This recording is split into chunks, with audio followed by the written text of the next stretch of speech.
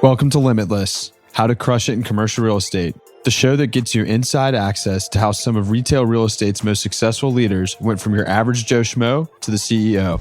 I'm your host, Aaron Zucker. In this episode, I had the opportunity to catch up with Ressa. You may know him as the Chief Operating Officer at DLC Management, one of the nation's largest privately held retail real estate owners. Or you might also know him for his huge following on LinkedIn. But before he made his incredible mark on retail real estate at the young age of 36, he had to overcome some serious adversity, and I can promise you it is a story you will not want to miss. So let's get right into it. Hey everybody, Aaron Zucker here, the host of Limitless, How to Crush It in Commercial Real Estate. Wanted to take a quick second and thank the guys over at CASSource, who are a phenomenal agency that helped me put together this idea of creating this podcast into a reality. They're willing and able to not only put together a podcast, but any other great marketing content that you may need. And I'd highly recommend reaching out to them. Chris, thanks for joining. Thanks for having me. Yeah, appreciate you carving out the time here at the Open Air Conference. So let's get right into it. Tell us a little bit about your story. I mean, obviously today you've climbed up to Chief Operating Officer and President at DLC, which is no easy feat at any point in anybody's career. You're how old? I am going to be 37 this year. Yeah, that's insane to have a role that large, that quickly in your career. It's inspiring. And I think there's a lot of people out there who are going to be intrigued to hear how you got there. So let's start. Where are you from? How did you grow up? Town called Byram, New Jersey. So I was born in the Bronx. It was me and my dad. My mom left when I was 2. Haven't seen her since. And so my dad moved me out to Western New Jersey, which is lower middle class and rural, where I grew up, and not too far from the Pocono Mountains, to give you reference, and kind of where New Jersey, Pennsylvania, New York meet, that tip. I was from the area up there, Sussex County, New Jersey, as it's known. So it was me and my dad. When we first moved there, it was a 1-bedroom apartment. I slept in the bedroom. My dad slept on the couch. My dad was a garbage man when he first moved there. He moved there because his brother was there. And my dad was just like, we were trying to start our life. And so my dad was going to try to keep me off the streets, even though we didn't have streets where I grew up, but he was from the Bronx. And so he got me into sports at an early age. And he had like 4 rules, which were: I scored the most touchdowns in football, I won every wrestling match, I didn't strike out in baseball, and I got straight A's in school. And so he was adamant about school. He was like a drill sergeant, even though he didn't even graduate high school. He was a drill sergeant. And so... Why was he like that? Do you think he wanted a better life for you? Is that why? Yeah, he was trying to keep me straight and narrow. He felt like this uber obligation since my mom had left. And so he turned into a crazy drill sergeant. His whole life was me. And so he was, when I was older, he was the guy no parents wanted to sit by at a wrestling match or a football game. He harassed referees. There's no referee wanted my dad there. He must have got kicked out of sporting events with thousands of people numerous times. He was an intense guy. Very intense dude. Very intense dude. And when it came to school, sports, everything, intense guy. And so I kind of thrived under the pressure. I was like, oh, you want me to get straight A's? I'm going to get straight A pluses, and kind of took that approach. And there was this tug and pull between me and him. I didn't go the way of like where people were like that broke people and got rebellious and like into drugs or whatever that might do. Could have gone that way. Yeah. So it didn't go that way. Big risk. Big risk there. So it didn't go that way for me, thank God. And so then I wrestled my whole life, and we had no money. My dad ended up getting remarried, that woman, my mom, when I was like 11 years old. And I have 2 brothers from that, but I ended up wrestling across the country. I was a high school All-American, got scholarship offers. Wanted to be at a big school. Can't fault you for that. I did the same thing. Yeah, so I wanted to be at a big school. I went to Rutgers, not knowing what I wanted to do. All I knew was when it was Saturday morning and my kid wanted to go to the movie theater and they asked me for $20, I didn't want to not have the money. And I grew up in an area where I might not be able to go to the movies on Saturday. So I wanted like a corporate job.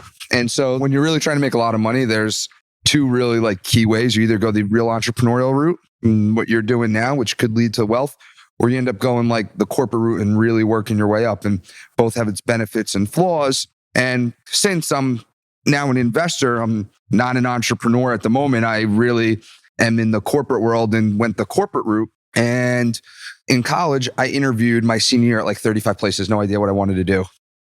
And one of the places that I interviewed for was Sherwin-Williams. They recruited on campus and they were looking for a real estate representative to do new stores, relocations, offices, whatever, corporate real estate. And I thought it was cool. I was getting a company credit card, my first job out of college. They were relocating me. I got to stay in a hotel till I found an apartment. It was like this Where big was thing this? in Philly. Oh, wow. And so I said, I accepted. I got one of my friends. So I grew up in a small town, so very tight-knit crew. One of my friends who didn't go to college was waiting on tables. I got him to move with me from home where I grew up. He moved with me down to the Philly area.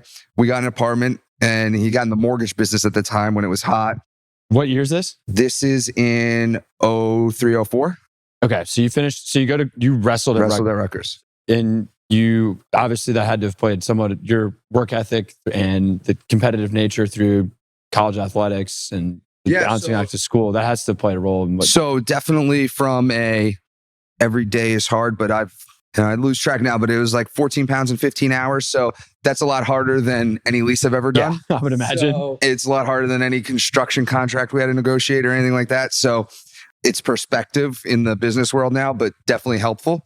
And so at Sherwin-Williams, it was really interesting. It was like in that year and a half I was there, I learned a lot about myself and where I wanted my career to go. And so I think one of the key things, and for the audience that I realized and learned in the corporate world, there's really 3 ways that you can rise up the corporate ladder. You're either the smartest person in the room, you know a lot of people that can move you up, or you're the hardest worker in the room. And so where I come from, I knew no one. I saw really fast after sitting in a lot of meetings that I clearly wasn't the smartest one. But on the work ethic part, I feel like, coming from a true blue collar area, a blue collar sport like wrestling, I had some grit and I knew that effort could help me. And I felt like along the way, I could beat a lot of people through effort, even if they were more talented and smarter. And so I went all in on effort and I started to self-educate myself at Sherwin-Williams. And so I had a binder, Wall Street Journal, any article that was about commercial real estate or retail real estate or retail, I cut out and read on the weekends. And it was, by the time in a year and a half, I had binders and binders and I was actively trying to understand. I heard the word CMBS. I would go Google CMBS. What does that mean? And became really a place where I could start to talk to people and they're like, wow, this guy actually knows what he's talking about. And because I put in a lot of effort. And so I had a great opportunity at Sherwin-Williams. I met with one of the attorneys there and I had a perfect score in my annual review and I got a 3% raise. And I was like, man, how do you make money in the corporate world? That's pretty disheartening. And so 3% is inflation at this point. And so, but not atypical. And so that was like 05, 06. And you're 1 year in? Something like that. Okay. Yeah. And so I said, so I'm talking to this attorney that I became friendly with. And I said, so how do you make any money? And he said, well, you have to do what I call working with like-minded people. And he said, listen, I'm an attorney. I don't make a lot of money. If I wanted to make a ton of money, I would go move to New York City or DC and work for the big law firms 18 hours a day and make 7 figures. He goes, but I love the law. I want to do the law. And it's a Fortune 200 company or 300 company, whatever it was at the time, 500. And he was like, 3:00, I want to go to the soccer game and watch my kids. No one says anything. It's accepted. It's a good work-life balance and I get to do the law, but I get to have a great family life. He was like a millennial before millennials even existed. I guess so. And so I said, well, that's interesting. He goes, but if you want to make a lot of money, you have to do what I call work with like-minded people. And he was like, here, you're a function of their business. You're not their business. Correct. Sherwin-Williams is in the paint business, not the real estate business. And the people you make the most money here sell the most paint. And so if you want to work in marketing, go work for the best marketing company out there. Don't work at the marketing company at Hugo Boss. If you want to work in finance, don't work at the finance company for Verizon. Go work for the best financial firm. It's like, if you want to work in real estate, you need to go work for a real estate company. And so a couple of weeks later, I went to a developer in New York City, Ashkenazi Acquisitions. I moved and that's when I got on the landlord side. Got it. And whether you want to admit it or not, you probably got your intensity from your Totally. dad. So, and I know you well enough to say this, you took your first job, just like you take every day of every job that you've probably ever had, extremely seriously. Totally. That said, I know you well enough to know too that you like a good laugh. give us a good laugh. I know you have one embarrassing story from your Sherwin day where you said or did something in a real estate committee meeting, or give us an embarrassing story to show that you're a little bit human here. So I had the country of Canada as one of my territories. I basically had a lot of territories that my boss didn't want to go to. So I had like West Virginia. I had parts of Connecticut he didn't want to go travel to. I had the west coast of Canada. And so they were like, listen, you got to go meet with the district manager, tour the market. Here's the market plan we developed. We want you to go look at sites, tour with the district manager, and we need to open 4 locations in this next year in Vancouver. And so I said, okay. And I booked the trip. I go to the airport. They asked me for my passport. This is at post 9/11. I go, I don't have a passport. They're like, what do you mean? I'm like, I've never left the country in my life. There was no need. I was rarely on a plane. Left New Jersey. Yeah, barely left New Jersey. And they were like, you don't have a passport? And they're like, we can't let you on this plane. So I had to call my boss and say, listen, I know this is really stupid, but I don't have a passport and they're not letting me on this plane right now. And so they rushed one, and I got on the plane the next week, and I ended up going. But now I have a passport, obviously, and I've been out of the country, but I had no idea. That's a good one. Oh man, I like that. So it sounds like, I don't know if the attorney that kind of talked you into the idea of getting into the core of whatever you decide to do, Yeah. meaning if you want to be in real estate, work at a real estate company. Was he a mentor? If maybe it was not. just an offhand conversation with that guy. The guy I worked for was definitely a mentor, Bill Seal. He's retired now, but he was an amazing guy. Yeah. Yeah. What other mentors have you had along the way? So my assistant wrestling coach in college was amazing for me because I lived under an iron fist growing up. And so he was the positive. I remember the first film session we had. And those were like the things I dreaded because my dad, who knew nothing about wrestling, was telling me everything I was doing wrong every match, even though he knew nothing. Right. I coach high school basketball in my spare time. I'm definitely familiar with that parent type. Right. So that was I'm like, hey, Dad, you've never wrestled a day in your life. You don't know what you're talking about. And so I went and watched film. And I remember like after the first 20 seconds, he's like, see right there? That's great. And I'm like, wow, I never had anyone say that was great in my life. Right. And then he was like, but here's how I would change it. And I was like, and built a good relationship with that guy because that was like profound to me, right? And watching film. So he was one. He taught me one of the best things I've learned, which is, especially that I've applied to business, is the only thing worse than bad habits that don't work are bad habits that do work. And so growing up wrestling, I was strong and fast. My technique was, I was pretty peanut butter and jelly. I was boring to watch because my technique was meh, but I was strong and fast. And when I got to college, everyone was strong and fast. So your technique better be good. And I had a lot of habits that worked for so many years, but when I got to college, didn't, had to change. And so that applies to the business world. And I think with the way disruption is and innovation and retail, it might be working now, but if you're not looking 10 years and changing, even though it's working, you could have a problem. So he was a great mentor. My boss at Sherwin, all my bosses have been great mentors. My boss at Ashkenazi Acquisitions, the guy, Barry Lustig, was a great mentor because he had leased space for Talman for years. He gave me a lot of good perspective on how the old mall world worked. How to negotiate a complex deal. It wasn't just prospecting and sourcing whoever you can get with the poll. And then our CEO, Adam Ifshin, today is a great mentor to me. So I've had a lot of good ones. My father he knew nothing about the individual sports I played, but he definitely taught me about competition. And he, just by watching sports, he had some really good perspectives on life and good perspectives on sport. And so my favorite one, this is so wrestling specific, but even if you're not in wrestling, you can gain the context in wrestling. When you're on top and the other guy's on bottom, if he escapes, it's 1 point. And if he reverses you and he gets behind you, it's 2. You'll hear coaches in youth always say 1, not 2. So give the guy 1, but don't get reversed if you have to give up the escape. And I think my dad got this from a guy named Don D. Flippus, but he used to say it to me, is like, 1, not 2. How about freaking none? Right. And freaking was his exact words. Yeah, exactly.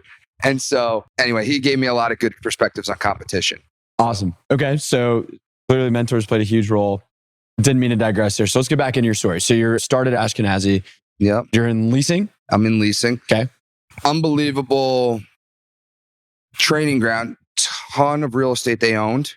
And I didn't want to get into third party. I wanted to understand, because at that time I was like, well, maybe I'm going to start to own real estate one day. I want to work for an owner. I don't want to third party. Did you have that realization when you started at Ashkenazi, or did you know that you wanted to own real estate one day when you started at Sherwin? I mean, so I know I wanted to build wealth. Right. I didn't know if I was going to buy some penny stock that ended up being buying Amazon in 1988 or 98, or it was going to be real estate, but I thought it was a potential investment opportunity for me. I didn't know at that time. I had just read Rich Dad, Poor Dad and some books. Nonetheless, I was on the path of the corporate world. And so today I own some personal real estate investments. I own single family housing, and then I'm invested in the DLC deals that we have there. And so I have that path that I've built in building wealth. But at that time, I didn't know like you know now.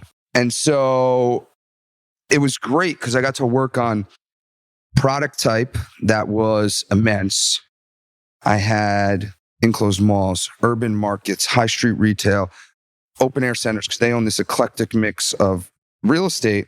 There wasn't a lot of leasing people. It was kind of like people working on anything. Family office. Yeah, exactly. Yeah. So I got to cut my teeth on a lot of deals that if I had worked for a big corporation at that time, it would have taken me 10 years to work on those deals. One of my first deals was a Burlington deal in Eastland Mall in Harper Woods, Michigan at 23 years old. I had graduated at 21. And so you were at Sherwin for 2 years. You jump into the gun with Ashkenazi. I did a nail salon deal, a food court deal, and then Burlington. Okay. Ready to roll. I like it. Yeah. I couldn't imagine my third deal being a box deal. That's crazy. And not just any box deal. I mean, this is a real retailer. Yeah. And it was a crazy scenario deal because I got caught up in something where Burlington had a store with Ashkenazi that they wanted Ben to fix. That was a contentious scenario on whose fault it was. And they brought that up at the end of my lease. And it was crazy, but you probably had a lot on the line. I mean, I suspect there's a pretty large commission at stake for you. I mean, totally. I mean, you're 23 years old. Yeah, I don't care. Unless if you were inheriting billions of dollars, like a material amount of money to anybody, but let alone a 23-year-old who's looking to catch their big break. Wow.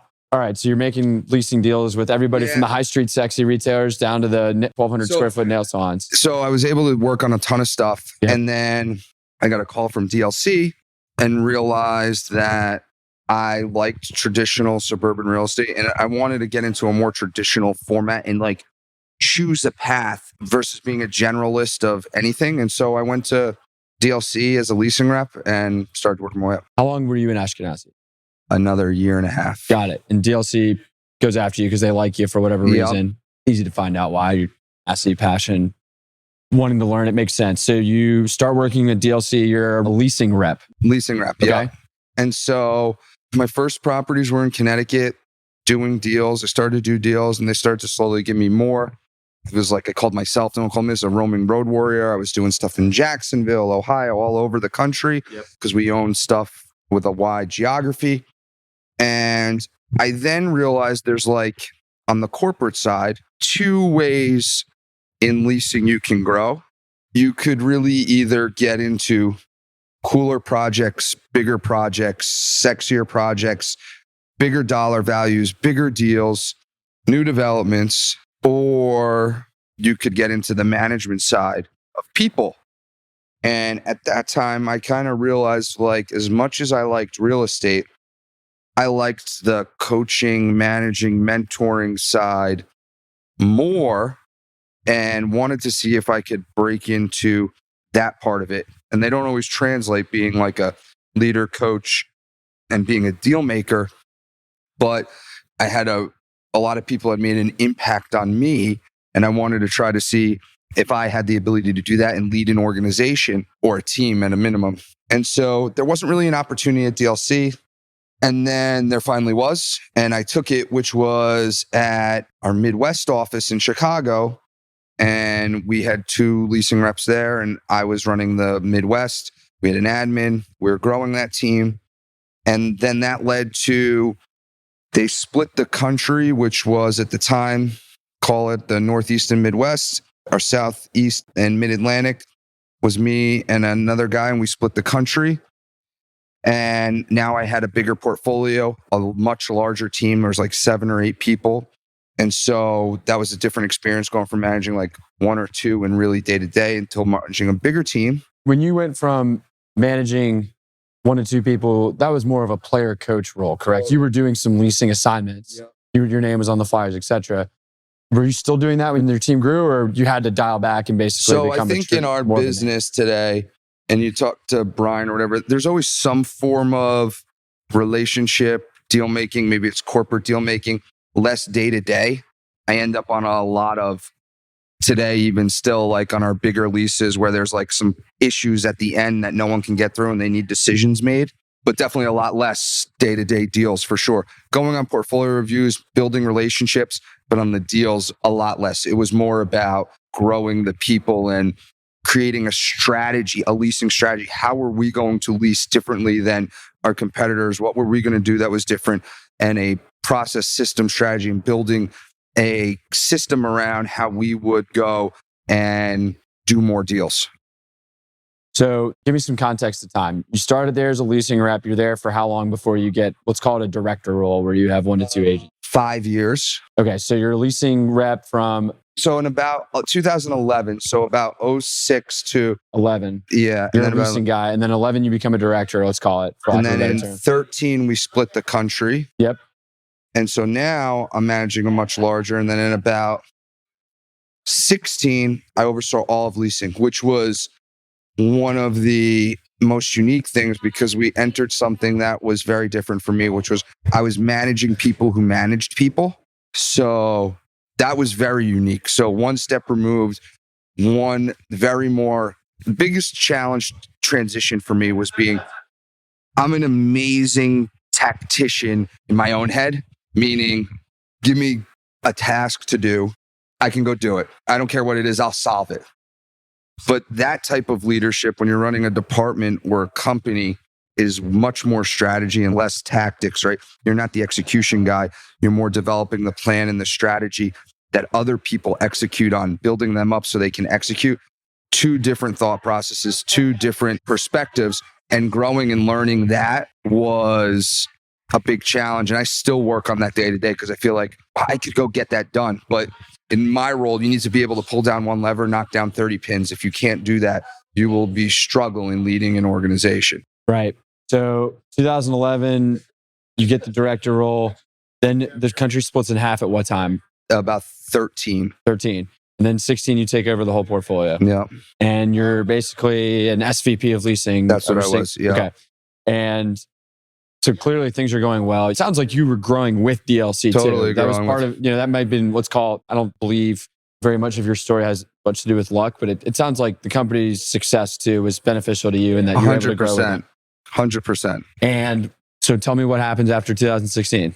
Running the department, we're kind of implementing the strategy. There was, I felt coming in, it felt like there was like 4 separate companies a little bit where we had the Southeast did it this way and the Mid-Atlantic did it this way and the Northeast.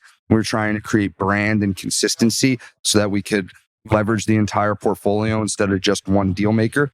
So I spent a lot of time doing that, growing the bench of leasing pool talent for the next few years and continuing to grow our managers, our directors, or VPs, as we call them, to help them get the most out of their deal makers. That was a big focus of mine. And then in 2018, at the end, I got promoted to chief operating officer, which was all the, call it property related stuff, leasing, property management, marketing, and construction report up to me, which is at any given time, 60, 70 people. So different departments, people who manage people reporting through and up to me. Incredible growth, personal growth for you. It sounds like totally. Your career. How's that adjustment been? I mean, obviously, leasing cold. Yeah. You probably knew enough to be dangerous in construction, knew enough to be dangerous in some of the other components of the job that you're overseeing. But I think you'd be misleading yourself even if you were considered an expert. So there was a lot I didn't know, right? And my head of construction's been in the business for 30 years. He was at Preet. He was at General Contractors. He was at a private guy called O'Neill Properties. So he knows more about construction than me. Our head of property management was at Red, Macerich, right? He knows more about property management than me. I know enough to be dangerous, as you said, but where I really, I think, add value is how do we, by example, in 2019, the second half of the year, my head of property management, the biggest focus was we are creating what is the 2020 strategy and what is the strategy going forward for the property management department. How do we get property management to align with the company goals? And that's what we were focused on. And he's going out to implement that now. But we spent months and months in doing that. And we even have like a deck of that anyone in the company can look at. This is what property management's doing. This is the plan that they're doing. And that's what we're focused on. I've grown to be really good at that type of stuff. The thing that I learned the most was the place I was most deficient in, actually, because in leasing, you spend a lot of time in property management, you spend a lot of time in construction. The thing I was most efficient in was marketing, because there's this I think thing from sales guys or leasing guys where marketing's this and the deal guys make the deal. And I realized I bought into the fact that marketing matters. And so that's where I spent a ton of time researching marketing. And that led to me researching social media and digital marketing, because I felt I was so deficient in that. And I bought in that marketing could make one move that moves the entire company. And there's no one deal that could do that. Right. And so in a company of your size, for sure. Yeah. And so that's where I spent a lot of time learning marketing, because I realized I thought I knew a lot, but it was pretty humbling to learn how much I didn't know about marketing. Did you have an moment with a specific conference or a quote that you heard or a message that was brought home to you where you turned it on? For me, actually, I hung out with you most of the day at Agent 2021 a few years back. Yeah. And that's when my LinkedIn game, I was like, I got to commit. I think it's too much for me to do all these platforms at once, but I got serious about LinkedIn at that time, for example. Yeah. So I would say that the big aha moment for me was realizing that the phone, and I'm holding the phone for people out there, is the new TV, and the channels have changed, and it's no longer ABC, Fox, ESPN, NBC. It's LinkedIn, Snapchat, and I realized, and Facebook and Instagram, that everyone's attention is going to this, and the smart marketers are going to grab that attention. And that was said to me, and I was like, does DLC have the attention of those people? And that's when the aha moment was for me. Yeah. A lot of us in the room have egos. And I think a lot of the people in this room think that they're doing social media and think they're doing marketing or think they're managing their people or whatever the topic may be related to their business. And it might be a little bit better in their head. And I give you a lot of credit for saying, you know what, we can be better at this. I think it reverts all the way back to your upbringing. What I would say is the industry has, in my opinion, relied on property level marketing, and that the properties market themselves versus the concept of what's behind the property and marketing that. No different than when you watch a Nike commercial and they're not selling shoes. I've never watched a Nike commercial. They said buy the Nike Shocks for $99.99. Yeah, it's all about some guy running a marathon and he's got no legs and overcoming obstacles. Just do it. And people connect with that brand and they end up buying shoes because of that. And so I think that this industry, commercial real estate, lacks that creative, and buying that creative is expensive, I've learned. And maybe that's why. But all these other industries have spent fortunes on marketing and believe in it. And I was like, if all these other companies are spending so much money on marketing, why do we feel that it's so less important than all these other parts of our business? Credit to you for not thinking, well, just because everybody else does it is the acceptable answer. Yeah. Kudos to you for that. And look, I think that in a weird way, I know you preach the gospel if everybody should be doing more marketing. I certainly do myself.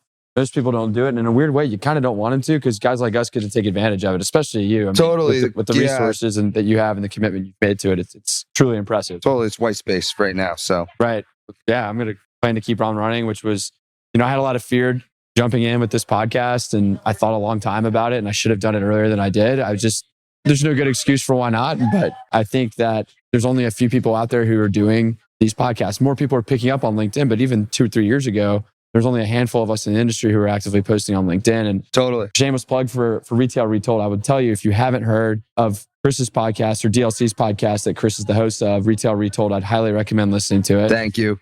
Specifically, episode 4, there's some schmuck on there named Aaron Zucker about a deal in Fuquay Marina, North Carolina. One of our top 5 episodes. There you go. Top 5 out of the first 5, maybe. So you've certainly been an inspiration for little old Zig as well. And I think our peers will eventually pick up on it. But until then, I hope you continue to enjoy the white space, as you say. Yeah. Anyway, enough of the side rant on the marketing stuff, although that could be a whole nother podcast within itself. Your COO role, going back to what you're doing on a day-to-day. I mean, you seem like this is something you always wanted. Was that the case as soon as you got into real estate? I mean, when I got in real estate, I couldn't spell COO, never mind know what a COO was. And it's only 3 letters. Right. So I would say that I thought I had intangible skills to be a good leader. Humble, hungry, socially smart. I put the team first, sacrifice yourself for the team. The socially smart, be able to connect with people, and hungry, do more than what's required. And so those 3 intangibles, I think, can set you up to be a good leader. And so I thought I had those, and I was willing to sacrifice myself for the team. I was willing to go above and beyond. And I love networking, connecting, whether it's the accountant in our office and learning about their story, or someone at a conference like this. And so I thought I had those skills that I could lead. And what I was missing was the business acumen. And I learned that along the way. So yeah, technical skills you can pick up on. You can't replicate the personality traits. So it sounds like basically you knew what you liked. You knew what you wanted out of the fulfillment you were looking for in your career. And those things added up, happened to be COO, which is So I can tell you there was a time, I don't know if there's another job that I would want in life. I actually love my job. And so to give you context, and I think it's related to this, one time I was like, do I want to be a college wrestling coach and build a team and whatnot? So I had that leadership coaching mentality. When I was younger, I was like, I'm going to be the coach of the Jets. So I always had that, and I just never realized how it might apply in the business world. Sure. So those of us who know you, and people are getting to know you as a byproduct of listening to this podcast, I don't think anybody's shocked by what you've been up to and how you've gotten there. All your skills add up at a place. And I was just going to ask you about this. You're a young guy. Yeah. And you're at this incredible job. Adam's still relatively young too for a CEO of an organization like his. Like, what do you strive for next? Like, what? So I'm a partner there. And so the strive is different. Adam's the owner of DLC, and the properties are primarily his money. And so that's not changing. But where I'm at is I feel ownership. I have ownership in some of the properties. I feel ownership. I'm a partner. I feel ownership in the company. So what's next for me is taking DLC to the next level. Right. That's what's next. It's essentially what you feel like is your business, which in part it is. I get that because sometimes I struggle too. Like I got the job I wanted from a career standpoint at 27, and then started my own gig at 30. And like, there's nowhere to go as far as a title. As I use quotations saying that for really either of us in our existing roles. So it's interesting to get your perspective. And it sounds like we're very aligned in the sense that you want to grow DLC the same way I want to grow Zig. All right. So I'm going to start throwing some rapid fire questions at you because you got me pretty good on your episode. All right. So here we go. Craziest deal you've ever worked on? I worked on one recently in Vernon, Connecticut, where we leased to ShopRite. I was a former Price Chopper box. We got HomeSense and ShopRite to split it. And it was crazy because it was the Price Chopper termination and ShopRite had to be signed at the same time by 6:00 on this Friday for fiscal year purposes. It was me, Adam, and our general counsel in the office waiting for scans to come through at like 5:50. And it would have been a problem if it was 6:01. Seriously. And one of the big problems was the pharmacy had to be sold from Price Chopper to ShopRite, and the pharmacy couldn't get closed. And part of it was that deal was happening too. And we were helping, I say, where we weren't brokering the deal of the pharmacy. Facilitating it, but we were making sure that people had the right stuff working and whatnot to make that happen. And then all the things that happen with that, Price Chopper closes and it's a dark box and the pharmacy can't move out of the space. And how do you keep the utilities on to keep the pharmacy running? Because ShopRite legally couldn't close it down. It was pretty wild. Yeah. So it's funny. I was having lunch with Drew Inselman, Five Below today, and we were talking about how it's important for companies to let people have a little bit of better work-life balance, and how nothing that we're doing is urgent in this business. And then you completely contradict everything that we just talked about. I wouldn't say that it was urgent to that deal. We're not curing cancer, but the pharmacy staying open was important to the community, right? People needed to be able to access the pharmacy. So that did matter. Sure. That is nuts. Wow. Advice for someone either trying to break into the business or who's a couple years in that wants to get to a role like yours? If you're growing in an organization, some of the old school things, right? Like you can totally have a work-life balance, but if you want to get to the top, you're going to have to go above and beyond. You're going to have to do more than what's required. And I can tell you, I struggle with work-life balance where I'm at today because my job is very taxing. There's a lot going on. And so don't be afraid to do what's more than required, and understand that if you don't, it will be a challenge to grow. Network like crazy, read a ton. Perfect segue into my next question. It's like you're looking at my notes. What is the one book that changed your life? I know you're a reader. Definitely. I read about a physical book once every 2 months, an audio book bi-weekly, maybe more. One book that changed my personal life. This is getting you back for throwing me on the spot. So I would say I'll give a recent one, and I've really grown to love this guy. Can't Hurt Me by David Goggins. I just finished that book. That is a very Chris Ressa-like book. I love that guy's a badass. Yeah, he's the toughest guy in America. Yeah, I would definitely echo that recommendation out there. You guys should all read that book. Great one. I'll give another personal one, which is Relentless by Tim Groger. He was Michael Jordan's personal trainer. Okay. And so he tells the story of what he calls cleaners and closers and what makes people like really next level. And he talks about one of the lines he uses is when people have the LeBron Jordan argument.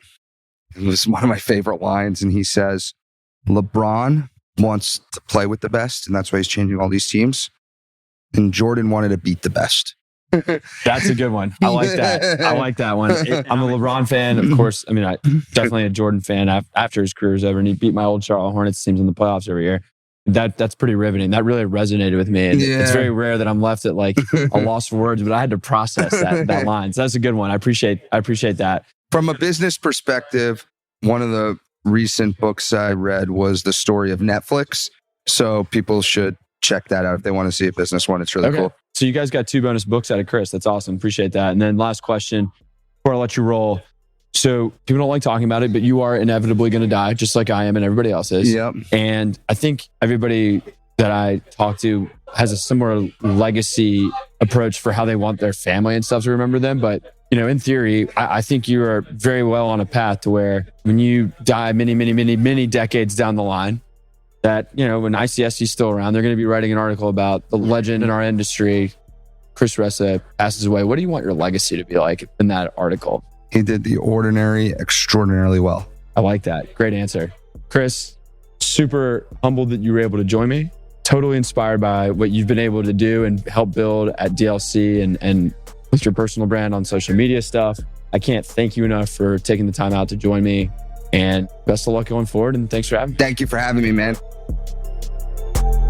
Thanks for listening to Limitless. If you like what you heard, it would mean the absolute world to me if you took a little bit of your time to subscribe. If not, perhaps even leaving a review, good, bad, or indifferent. And please feel free to reach out to me directly on my LinkedIn page or on our website, zuckerinvestmentgroup.com.